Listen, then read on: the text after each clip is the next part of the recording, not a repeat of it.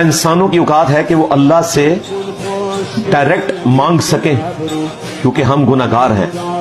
تو کیا ہم نیک لوگوں، یعنی اس کا مطلب ہے کہ نیک لوگ جو ہیں ان کی طاقت جو ہے وہ اللہ سے بھی زیادہ ہے، یہ بتانا چاہ رہے ہو؟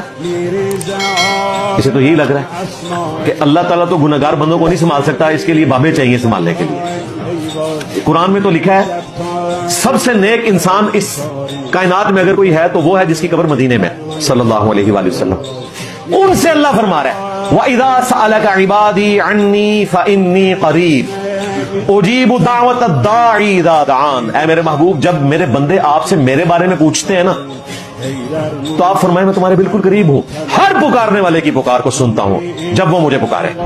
سب سے بیسٹ موقع تھا کہ کہا جاتا کہ اے نبی ان سے فرماؤ کہ میرا وسیلہ بیچ میں ڈالو اللہ تک پہنچنے کے لیے.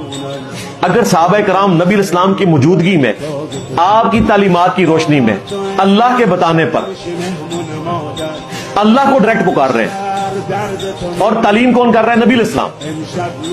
تو بابے تو شاہی کوئی نہیں، میرے نبی صاحب ہے ہی کوئی نہیں، تیرے بابے تھے شاہی کوئی نہیں. پورے قرآن کا خلاصہ یہی ہے.